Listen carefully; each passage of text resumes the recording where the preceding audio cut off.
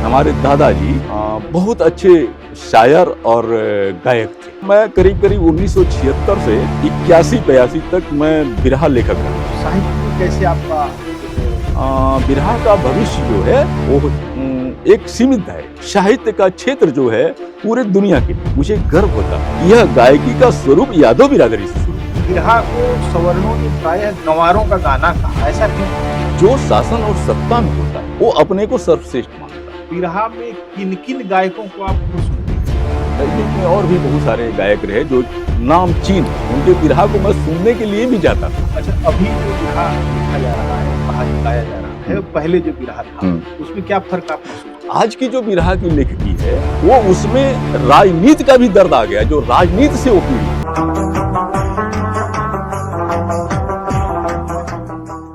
कबीरदास जी कहते हैं कि जिन खोजा तिन पाइया गहरे पानी पैठ, अब मैं बपुरा बुड़न डरा रहा किनारे बैठ। तो ये जो बपुरा है, वो बपुरा बहुत सारी चीजों का प्रतीक बन जाता है, लेकिन मैं ऐसा बपुरा नहीं हूं कि मैं किनारे पर बैठा रहूं। मैं लगातार यहां वहां दौड़ रहा हूं, चाहे गड़ही छिछली हो, नदी गहरी हो, चाहे उफनती हुई हो, लेकिन मैं वहां जाने की कोशिश करता हूं। और इस क्रम में मैंने कुछ कुचित लोगों को छोड़कर बाकी सारे उचित लोगों से बातचीत अभी तक की है, जो बिरहा के इतिहास को किसी न किसी रूप में अपने योगदान से समृद्ध करते हैं, जिन्होंने कुछ लिखा, जिनके पूर्वजों ने लिखा और गाया। और यह ज़रूरी इसलिए है कि यह एक बड़ी लोक विधा है। मैं यह मानता हूं कि बिरहा का अधिकांश मनुवाद से पीड़ित आख्यान है। बिरहा का मूल चरित्र ही मनुवादी लगता है, क्योंकि जिन किस्से और कहानियों को बिरहा ने अपने कथानक के रूप में चुना, वे किस्से और कहानियां बहुजन समाज को किसी न किसी रूप में उन्हीं के घटाटोप में ले जाकर खड़ा करते थे।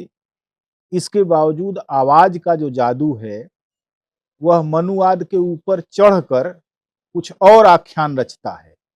और मुझे लगता है कि आवाज के उसी अंदाज को देखते हुए, उसी त्वरा को देखते हुए बिरहे का भाष्य कुछ और निकलता है, और लगता है कि जो कहानियां कही जा रही हैं उनको दूसरे रूपों में भी व्याख्यायित किए जाने की जरूरत है, जो जनता की बात बन जाता है कहीं न कहीं।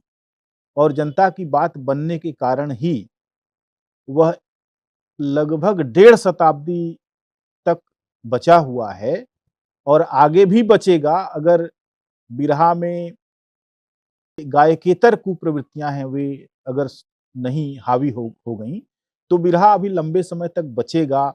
और आने वाली सामाजिक क्रांति में बिरहा का बहुत बड़ा योगदान भी हो सकता है। मिर्जा गालिब कहते हैं कि सब कहां कुछ लालाओ गुल में नुमाया हो गई, खाक में वे सूरतें होंगी जो पिन्हा हो गई। तो खाक में मिली सूरतें बहुत ज्यादा हैं, उनके बारे में कोई सूचना नहीं है, लेकिन हम ये मानते हैं कि जो खाद बनते हैं, असल में धरती की उर्वरा उन्हीं के जरिए से बचती है।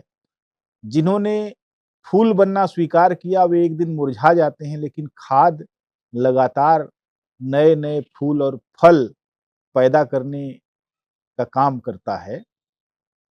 ऐसे ही हम जब बिरहा के एक व्यापक भूगोल में यात्रा करते हैं, सुखद बात यह है कि हर गांव में कोई न कोई बिरहिया मिलता है, कोई न कोई कवि मिलता है, कोई न कोई वादक मिलता है, कोई न कोई देवड़िहारा मिलता है, कहीं न कहीं गाँव में मिल जाते हैं। कुछ गाँव तो ऐसे हैं जहाँ दर्जनों लोग ऐसे हैं।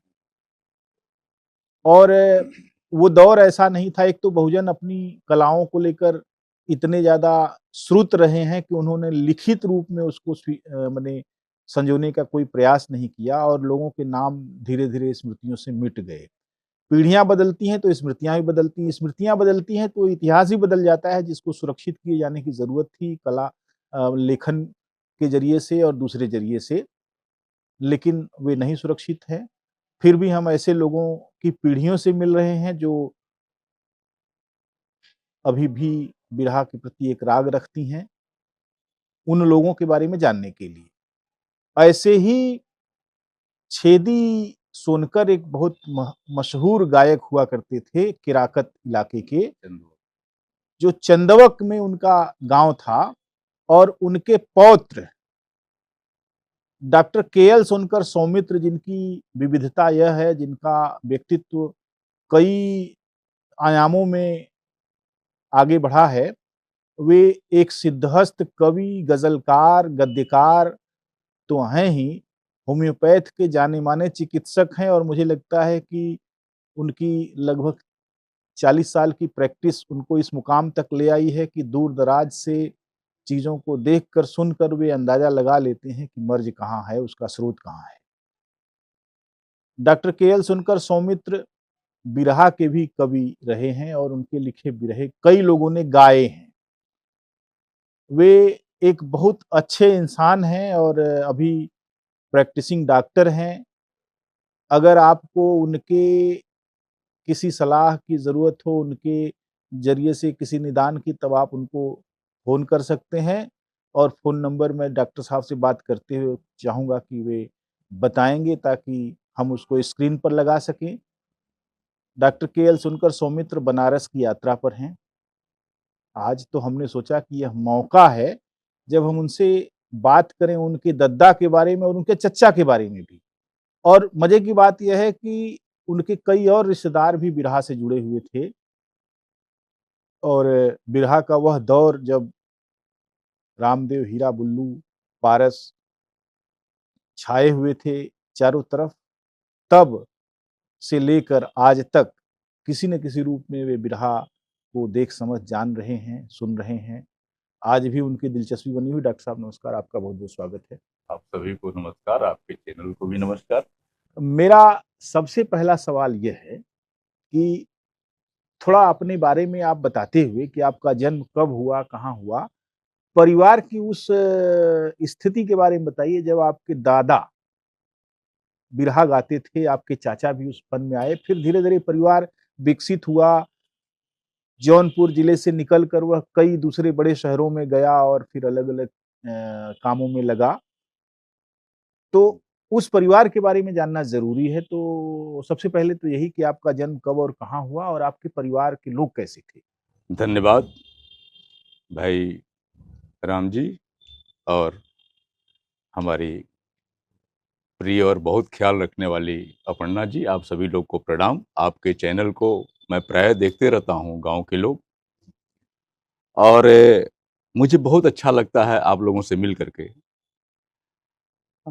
लगता है कि आप लोग हमारे परिवार के लोग हैं। इस तरह का स्नेह आप लोगों से हमें मिलता है।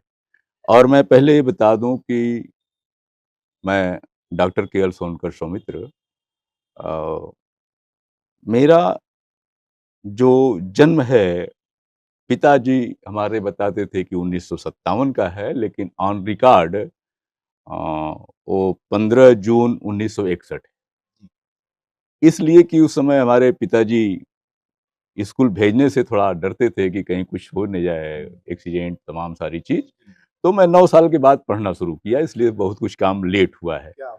दूसरी चीज ये है कि हमारा जो रुझान था, वो मुझे पैतृक रूप से मिला हुआ है, साहित्य का।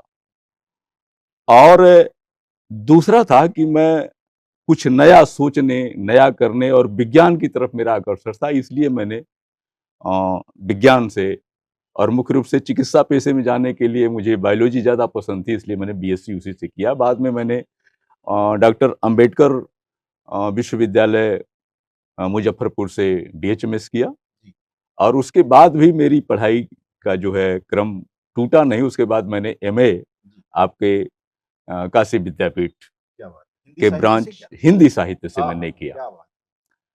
तो इसके पहले की स्थिति यह है कि मैं इस लाइन में आने का जो कारण मुझे लगता है कि वो पैतृक रहा, क्योंकि मेरे पिताजी बताते थे, जिनका नाम शिवशंकर सोनकर था, उनके पिताजी, हमारे दादाजी बहुत अच्छे शायर और गायक थे। लेकिन दुर्भाग्य है कि किसी वजह से जो 1942 का आंदोलन था, उसके पहले ही वो रंगून में थे और उनका किसी वजह से उस समय जो बीमारियां चलती थी, जैसे कलरा है और प्लेग है, मुझे लगता है कि प्लेग वगैरह में उनकी मौत हो गई।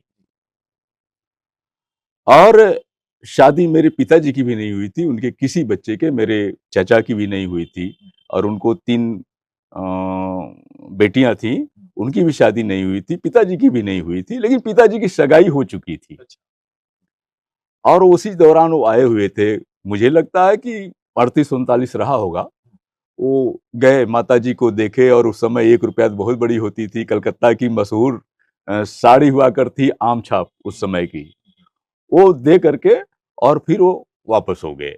और वहां गए तो बीमारी ने घर कर लिया। वहां भी वो 10 बीसा जमीन रंगून में लिए थे। उस समय 40 गायें थी, लेकिन वहां कोई था नहीं अपना।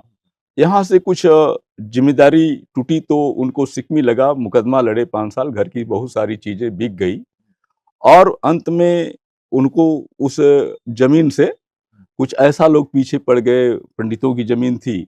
हमारी दादी जो थी उस समय ब्रिटिश हुकूमत में कक्षा 5 पास थी, और रामायण की और बंजारा एक किताब थी, पुस्तक, उसकी बहुत जानकार थी, और ब्राह्मण लोग उसके अर्थ पूछने आते थे उनसे। तो उस समय उस जब छुआछूत का भी इतना चरम स्थिति पर था, वो नहा लेती थी, मचिया पर खटिया पर बैठती थी, खटोला उस समय बोला जाता था, और पढ़ने का उनका एक वो था, तो उस पर रामायण रख करके तो उनका अर्थ सभी को समझाती थी, क्योंकि उनका परिवार कबीरपंथी था। परानापट्टी उनका ननिहाल वो नहरा था, तो कबीरपंथी लोग थे, और उसका प्रभाव हमारे परिवार पर था। और उस शिक्षा का परिवार, हम उन्हीं से आगे बढ़े हैं। हमारा परिवार शिक्षा की तरफ आकर्षित है। तो दादाजी एक अच्छे, अब उनको कैसे था ये तो मुझे नहीं पता, लेकिन बहुत अच्छे और नामचीन छेदीलाल सोनकर जी नामचीन थे। इधर 2-4-6 जिलों में उनका नाम था। लेकिन कुछ परिस्थितियां ऐसी थी कि मुझे लगता है कि जिस समय वो एक्सपायर किए, अधिक से अधिक उनकी उम्र 40 की से ज्यादा नहीं रही होगी, 35-40 के बीच में रही है। और वो सब छोड़ के चले गए। और मेरे पिताजी भी, जो शिवशंकर सोनकर जी थी, वो भी कुछ गाते थे और कबीरपंथी थे। मेरे चाचा जी भी कबीरपंथी थे, और शाकाहारी होना हमारे परिवार का एक गुण है। और बहुत पहले से, जैसा कि मेरी खटीक बिरादरी सुअर पालने की धंधा करती है, काटने की धंधा करती है, खाने की धंधा करती है, ये दादी के समय से ही हमारे यहाँ बहुत कुछ नहीं, आज भी है।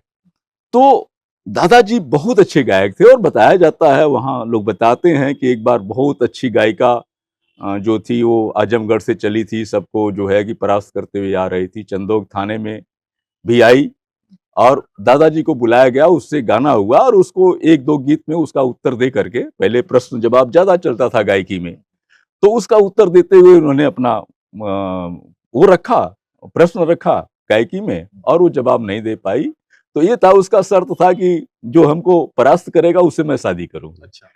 तो दादाजी की शादी हो चुकी थी, इसलिए वो हट गए, कहे नहीं ये संभव नहीं है, गायकी की बात है, शादी की बात नहीं। फिलहाल उसके बाद हमारे चाचा भी लिखते थे, शंभूनाथ सोनकर जी अच्छा लिखते थे। मेरे बड़े भाई उदयराज सोनकर जी भी एक अच्छे लेखक थे, वो इंटर किए थे इसी बीएचयू से। और मेरे छोटे भाई बहुत अच्छे गायक थे, वो कम पढ़े लिखे थे, गायक बहुत अच्छे थे, बहुत अच्छा गाते थे, दयाराम सोनकर नाम था उनका। और उसका जो हमको मिला आगे, जो उनके इन लोगों के गुरु थे, जिससे सीन्नी लिया लेना बोला जाता है वहां, तो वो रामबली राजभर जी थे, जो भीमा पार के पास बड़े गांव के थे। और वो बिहारी का जो गुरु भाई थे, क्या बहादुर क्या कहते हैं, उनके शिष्य थे उस परंपरा के, और बहुत अच्छा लेखक थे वो। और अब उनके परिवार में कोई खास नहीं रह गया।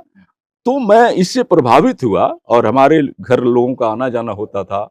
तो मैं करीब करीब 1976 से और 81-82 तक मैं बिरहा लेखक रहा, और हमारे कई गायक रहे। उधर गाजीपुर में इब्राहिमपुर, राजापुर है, वहाँ के कुछ यादव लोग थे, नाम अब विस्मृत हो गया है, 40 साल हो गया। और राजभर के लोग थे, और लोग पंजाब में अच्छा नाम किए थे, गाते थे लोग।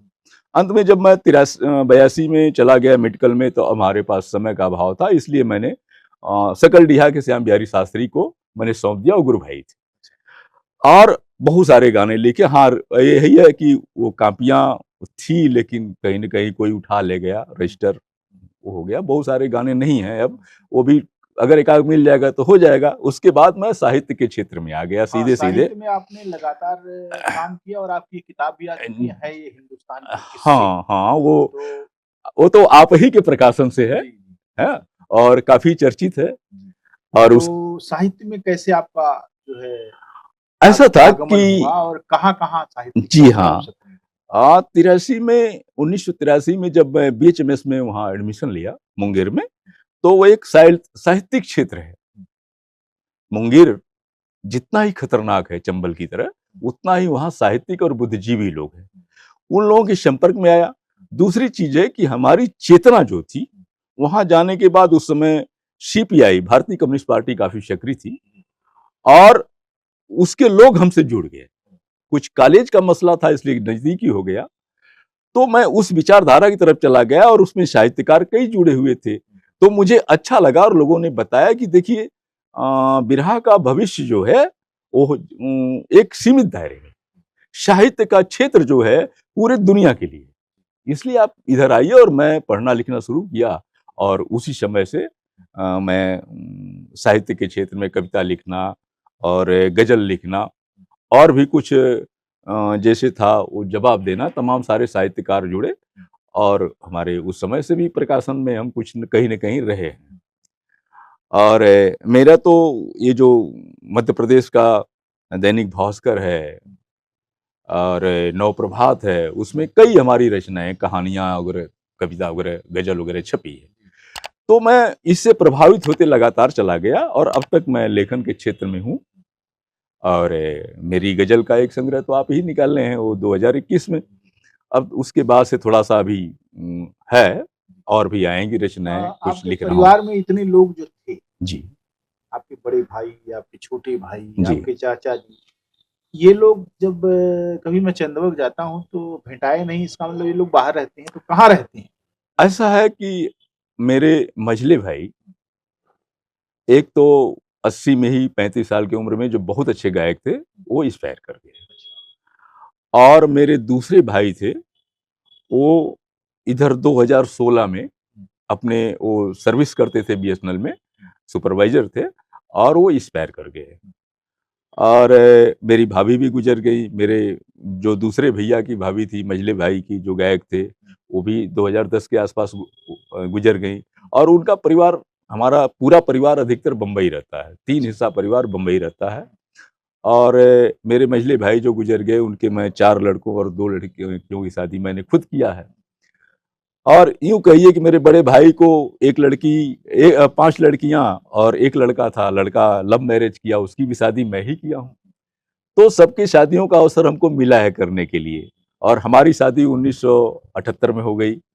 इंटर में था, इंटर पास किया, शादी हो गई।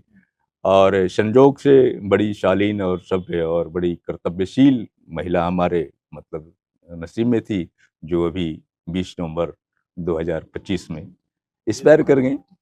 तो अब स्थिति ये थी कि जहाँ तक कबीर की बात आपने जैसे शुरू किया कि वो मैं बपुरा डूबन चाह रहा किनारे बैठ, आप कभी बैठे नहीं, आपने खुद उसको बताया है।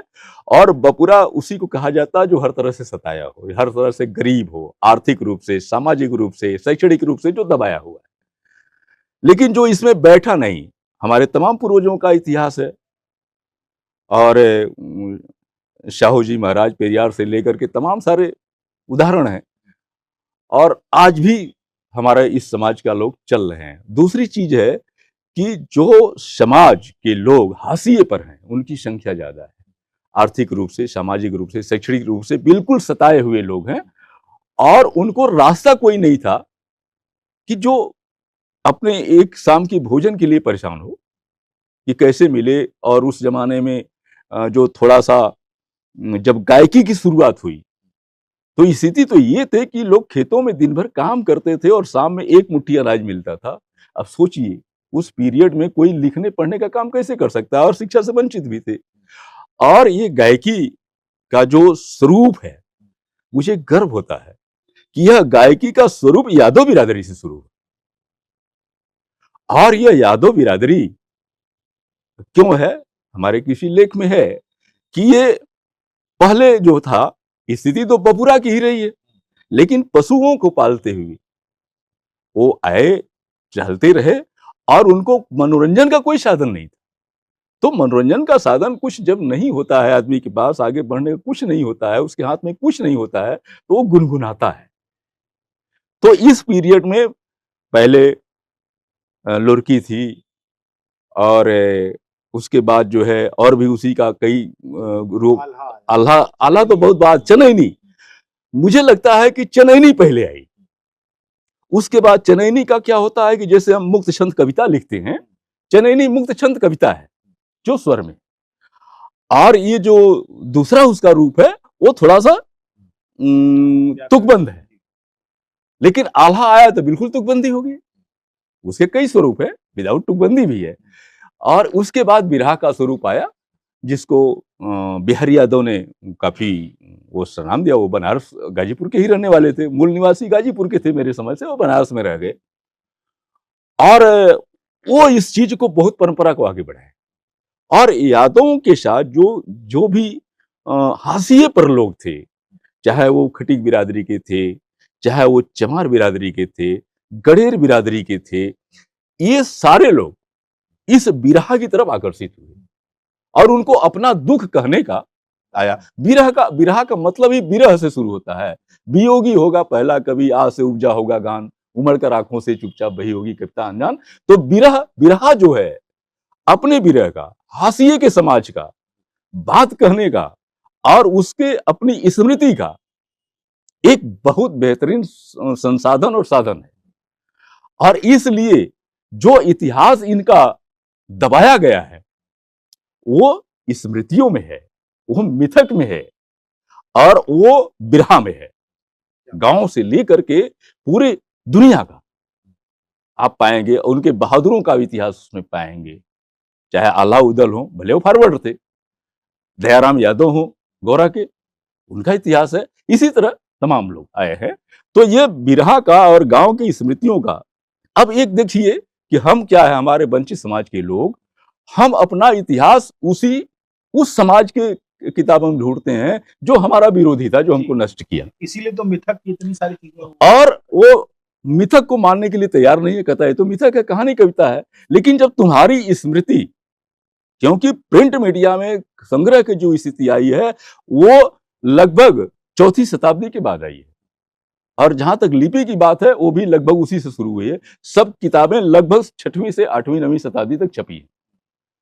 तो तुम्हारी स्मृति जो है प्रमाण है, और हमारी स्मृति, उसको मानने के लिए तुम तैयार क्यों नहीं हो। इसलिए बिरहा से ये मिथक जो है, जो हमारे हाशिए के समाज के लोगों की परिस्थितियां हैं, और हमारे जो राजा होने का प्रमाण है, हमारे लोगों के वीर होने का प्रमाण है, हमारे लोगों के संत, महान संत होने का प्रमाण है, वो तो स्मृतियों में है। तुम्हें उसको मानना ही पड़ेगा। और आज दलित साहित्य इतना हस्तक्षेप कर दिया है कि लोग खुद हाशिए पे जाने के लिए परेशान हैं। मैं एक चीज समझता हूँ कि जैसे बिरहा की जो सबसे बड़ी ताकत है, एक तो ये बहुजन समाज की सबसे बड़ी लोक विधा है। जी जी। और इसने अपना जो भी विस्तार किया, उस विस्तार में कहीं ना कहीं समाज की वेदना, समाज का संघर्ष, समाज की विजय, समाज की पस्ती और उसकी मस्ती, सब कुछ छिपी हुई है। हाँ। और इस लिहाज से उसमें कई कमियां हैं चेतना के स्तर पर। इसके बावजूद मुझे लगता है कि हमारे पास सबसे श्रेष्ठ जो कहने के लिए है उपलब्धि के रूप में, वो बिरहा भी उसमें से एक है, ऐसा मुझे लगता है। जी जी। ऐसा है कि जितने भी हमारे गुरु रहे, बिरहा के गायक रहे, मुझे लगता है कि 50 के पहले जो हुए, 1950 के पहले, या यूं कहिए 60 के भी पहले, वो अधिकतर पढ़े लिखे नहीं थे। बिल्कुल नहीं पढ़े लिखे। जब पढ़े लिखे नहीं है तो वो स्मृतियों से एक दूसरे से लोग याद करते हुए आगे बढ़े और अपने गुरुओं को एकदम जिंदा बनाए रखे। लिपि तो बाद में आई, और मुख्य रूप से बिरहा गायक जो होते हैं, बिरहा के लेखक जो होते हैं, लिखने में विश्वास पहले कम करते थे, लेकिन 1970 के बाद परिस्थितियां ऐसी बनी कि लोग लिखने में लगे, क्योंकि पढ़े लिखे लोग कुछ निकले, हमारे आजादी होने का कुछ हमको परिणाम मिला, इसलिए वो लेखन में आ सका, लेकिन उसको लोग संग्रहित नहीं कर पाए। मतलब ये नहीं था कि हम भी उसको पुस्तक का रूप दें, इसलिए वो पिछड़ गया। लेकिन इधर 2000 के बाद इस पर लोग सोचना शुरू किए हैं और बिरहा पर बहुत सारी पुस्तकें कुछ कहीं न कहीं से आ चुकी हैं और अभी आने की जरूरत है। और जब से भोजपुरी साहित्य को आंचलिक भाषा जितनी जोड़कर भोजपुरी बनाई गई है और हमारे बिरहा के लोग भी आंचलिक भाषा से हैं। लेकिन बिरहा को सवर्णों ने प्रायः गंवारों का गाना कहा, ऐसा क्यों कहा? इसलिए कहा कि जो शासन और सत्ता में होता है वो अपने को सर्वश्रेष्ठ मानता है। जैसे आज का कल्चर है कि एक कल्चर बदल गया है, जो आर्थिक रूप से संपन्न है वो अपने को भगवान समझ रहा है और अपने को विद्वान समझ रहा है, और जो आर्थिक रूप से कमजोर है तो बड़े विद्वानों को भी विद्वान नहीं समझा जा रहा है, गंवार कहा जा रहा है। और दूसरी चीज कि जो यहाँ जातिगत व्यवस्था है, जैसे अभी आज ही नाश्ते के समय अपर्णा जी ने पूछा कि शोनकर जी नमक कैसा है, तो आपने उत्तर दिया कि ठीक है। एक चीज देखिए, एक बहुत बड़ी चीज है समाज में कि जो हमारे हाशिए के लोग हैं अपना भोजन बनाते हैं, चाहे वो बड़ा कार्यक्रम हो या छोटा हो, वो सिर्फ नमक पूछते हैं कि नमक कैसा है। लेकिन वहीं वो जो तथाकथित बड़े लोग हैं जो शासन सत्ता में हैं, वर्ग विभाजन में उस जिनको हम सवर्ण कहते हैं, वो अगर भोजन बनाते हैं, उनकी घर की महिलाएं बनाएं या वो बड़े कार्यक्रम करें, तो ये नहीं पूछते कि नमक कैसा है, वो पूछते हैं स्वाद कैसा है। दूसरी चीज, हमारे हाशिए के लोगों को, भारतीय मूल निवासियों को, लोगों की जो स्थितियां हैं, वो भोजन हमेशा मिक्स करके खाना चाहते हैं। और हमारे उस जिन्होंने तमाम लोगों को जातियों में बांट डाला, उनके खाने में भी अंतर है, रोटी अलग खाएंगे, चावल अलग खाएंगे। आपने तो बहुत जबरदस्त ये परिस्थितियां हैं और ये उनकी मानसिकता दर्शाता है कि जो व्यक्ति भोजन को भी अलग अलग करके खाए, स्वाद ले, वो समाज में भी स्वाद ले रहा है सबको बांट करके। क्या बात है, आपने तो एकदम जो है धराशायी। और हम गरीबों के लिए, हाशिए के लोगों के लिए नमक की सिवा था क्या हमारे पास, तो हम नमक नहीं पूछेंगे तो और क्या पूछेंगे। तो ये सारी स्थिति है समाज में। आप जब साहित्य में आगे बढ़े और तमाम सारे विधाओं में आपने काम शुरू किया, आपके बच्चे क्या इस लाइन में कहीं आपके आसपास गुजर रहे हैं या नहीं, उनकी दिलचस्पियां हैं? देखिए, हमारा जो सबसे बड़ा लड़का था वो थोड़ा इसमें दिलचस्पी रखता था, पहले गाता होता था, संजय कुमार सोनकर अभी है, लेकिन वो जो है बहुत अच्छा भजन गा लेता था, गीत गा लेता था, लोगों में और भी कुछ कर लेता था और कुछ बजा वजा भी लेता था गायक मंडली के साथ। मैं सुनता हूँ, मेरे सामने तो करता नहीं था, लेकिन अब वो जो है खाने कमाने में अपना एक गुड़ का कारखाना खोल लिया है, ईश्वर की कृपा से अच्छा चल रहा है, तो वो उसमें व्यस्त हो गया है, थोड़ा इससे दूर हुआ है। एक मेरा बच्चा और है, आलोक कुमार सोनकर जी, वो फाइनल ईयर है उसका BHMS और साइकोलॉजी से BA किया हुआ है। तो वो दिलचस्पी थोड़ा सा साहित्य के, बिरहा के नहीं, लेकिन साहित्य के अन्य विधाओं में कुछ लिखने की कोशिश करता है, कुछ बोलने की कोशिश करता है।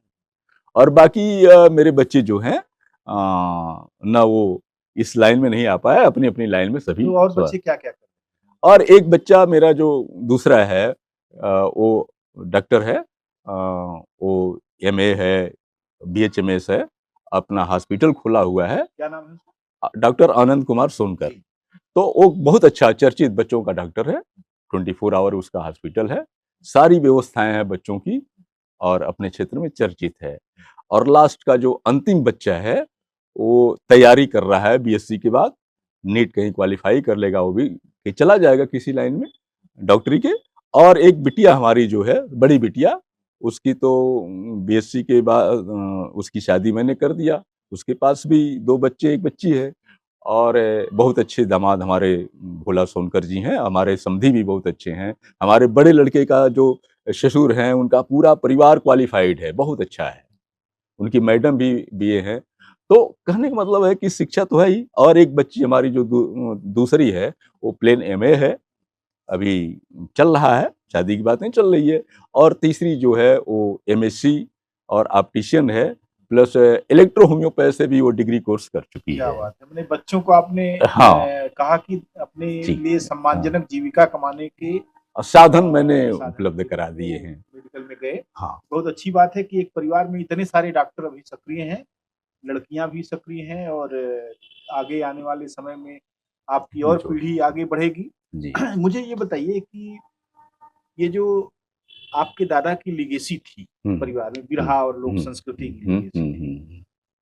अब आपके भाइयों के परिवारों में कौन लोग हैं? नहीं, कोई नहीं है, कोई। कोई नहीं है, सब लोग अपने अपने बिजनेस में, कोई उससे नहीं आगे आ गया अच्छा। आ पाया। एक चीज ये बताइए कि ये जो एक लंबा अरसा आपने साहित्य में गुजारा और बिरहा को भी आपने सुना, बिरहा में किन किन गायकों को आप बहुत सुनते रहे?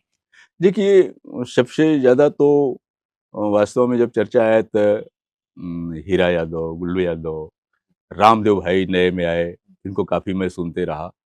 और नजदीक में और भी बहुत सारे गायक रहे जो नामचीन हैं, उनके बिरहा को मैं सुनने के लिए भी जाता था, अच्छा।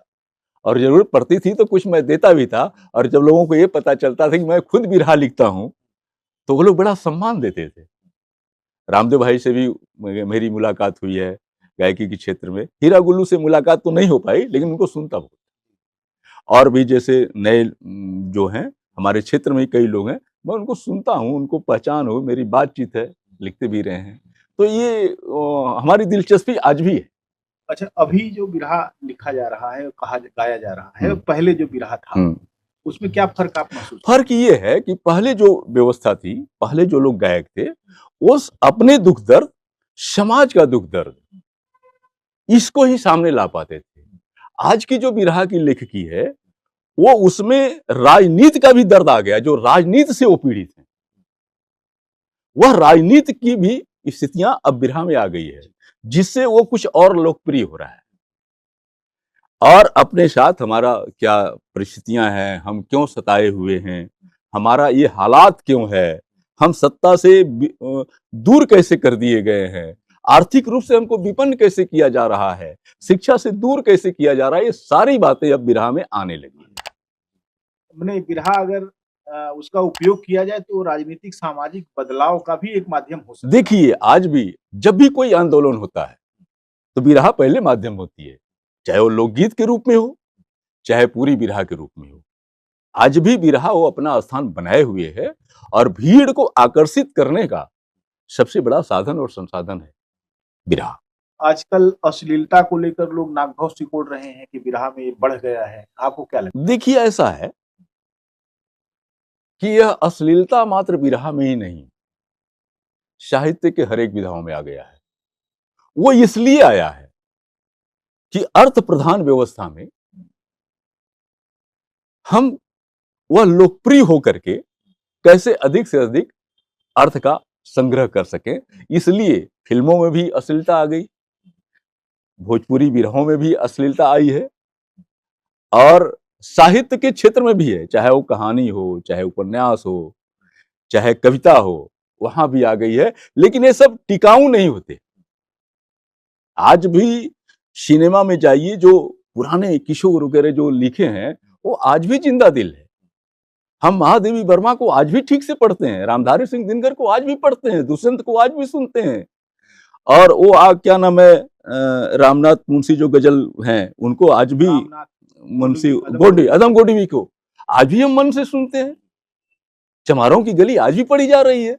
ओम प्रकाश की वाल्मीकि की कविता संसद में पढ़ी गई, ठाकुर का कुआं। तो ये तो ऑल एवर हमेशा अर्थपूर्ण है। वो अश्लीलता का दौर बहुत ज्यादा दूर तक नहीं जाता, वो कुछ क्षेत्रों तक, कुछ समय तक ही जिंदा रहता है। एक आखिरी सवाल ये है कि एक लंबा अरसा आपने चिकित्सा को दिया और संस्कृति में जी कविता और जी। लेखन को दिया।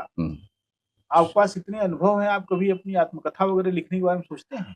ऐसा है कि सोचा तो मैं जरूर, लेकिन चूंकि जिस रास्ते साहित्य के जिस क्षेत्र से मैं आया, उसमें हमारी कविता ही प्रिय रही, बिरहा के बाद गजल प्रिय रही। और कहानी में लिखता था। लेकिन 1992 के बाद मैं जब मुंगेर छोड़ करके चला आया बनारस में, तो एक राजनीतिक संतरण का दौर चल रहा था, गैट समझौते का दौर चल रहा था और विज्ञान का दौर चल रहा था। उसमें राजीव गांधी की महत्वपूर्ण भूमिका है और भी दुनिया में तमाम तरह के बाजारवाद, उदारवाद, तमाम सारे उदारीकरण सब चल रहे थे। तो उसमें मुझे लेख लिखने का एक चस्का लग गया और चूंकि पहले मैं कम्युनिस्ट माइंड था 83 के बाद, उसके पहले मैं भी एक तरह से मनवादी संस्करण में मैं आर्य समाज को ज्यादा मानता था, जहां से मेरी जागरूकता चली। और इसके बाद जो है जब कम्युनिस्ट माइंड में आया तो 85 के बाद मुझे अंबेडकर नजर आने लगे, हमको मान्यवर कांसीराम नजर आने लगे।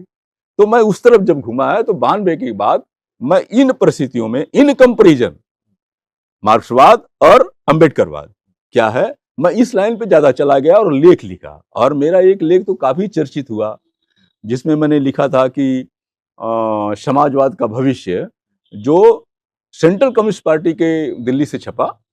और उसमें मैंने अंबेडकर साहब की इस परिस्थिति को प्रस्तुत किया कि भारत में समाजवाद, जो लोकतांत्रिक समाजवाद की आवश्यकता है, समाजवादी लोकतंत्र अभी उसके उपयुक्त नहीं है और उसके लिए अंबेडकरवाद एक चीज है।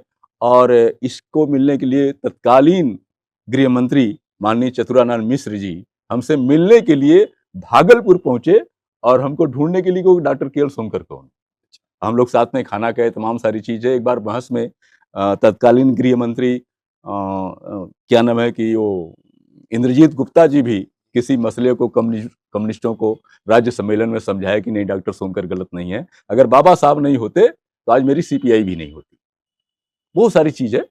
तो ये हुआ, तो ये अवसर मुझे मिला है। तो और उस चीज पर सीपीआई के राष्ट्रीय कांग्रेस में बहस हुआ। उसके बाद से बाबा साहब का आदेश हुआ, बाबा साहब के लिए ये हुआ कि हर सीपीआई कार्यालय में बाबा साहब का फोटोग्राफ होगा और उनको लोग सम्मान देंगे। यह मुझे भी गौरव प्राप्त है, लोग याद करें न करें वो अलग की चीज है। लेकिन आपका लिखना बहुत जरूरी है आत्मकथा, इसलिए कि आपकी यात्रा बहुत लंबी है। देखिए यात्रा ये अपनी आत्मकथा के लिए मैंने एक दूसरा रास्ता अख्तियार किया। क्या वो? अख्तियार ये था कि मैं आत्मकथा को लिखूं जो उपन्यास के रूप में हो, बहुत अच्छी बात है। जिसको लोग ज्यादा पसंद करें। मेरी आत्मकथा भी हो जाए, उपन्यास भी हो जाए। तो मैं 1.5 साल पहले शुरू किया था, 1.5-2 साल, और कुछ लिखा हुआ हूँ और उसको मैं लिखूंगा। लेकिन अब वो दूसरे तीसरे दौर में चला गया है, इस समय स्थगित है। करीब करीब 40-50 पेज मैं लिखा हूँ, तो वो लिखा जाएगा और जरूर लिखूंगा जल्दी ही। लेकिन अभी मैं दूसरे टेबल पर काम कर रहा हूँ। समाज के लोगों का, हमारे खटीक समाज के लोगों का भी दबाव है कि थोड़ा समाज के लिए पुस्तक दीजिए। तो इस दौर में मैंने कुछ यूट्यूब पर काम भी किया, तो बहुत सारी बातें खुल करके सामने आई। तो मैं जो समान धर्मी लोग हैं भरपासी खटीक, इस पर मैं कुछ इस समय लिख रहा हूँ नए दृष्टि से। वो भी बाबा साहब अम्बेडकर, पेरियार, भगवत शरण उपाध्याय और राहुल सांकृत्यायन के नजरिए से उनको मैं, कि इनकी समझ क्या है इतिहास पर, हमारा मिथक और इतिहास क्या है, इतिहास की तरफ कैसे बढ़ रहे हैं, उस पर मैं कार्य कर रहा हूँ। यह एक बहुत अच्छा काम होगा और ये बहुत महत्वपूर्ण उपलब्धि होगी कि अपनी यात्रा को, जीवन यात्रा को आप एक कथात्मक सूत्र में बांधें और बहुत सारे कैरेक्टर जो हैं बिखरे हुए, जिनके बारे में हम नहीं जानते, वे कागज पर उतरे, उनका एक रूपाकार बने, उनकी बहुत सारी चीजें, खूबियां, कमियां, सब कुछ हमारे सामने आए। हम उम्मीद करते हैं कि अगले 2-4 साल में आप यह कहेंगे कि ये काम पूरा हो गया है और इसका मैं स्वागत करूँगा। आपने समय निकाला, बातें की, बहुत महत्वपूर्ण बातें की और आपके पास बहुजन समाज को डिफाइन करने का, उसकी लोक संस्कृति, उसके जीवन व्यवहार को विश्लेषित करने की अद्भुत क्षमता है। आपको बहुत-बहुत धन्यवाद। नमस्कार। धन्यवाद आपको।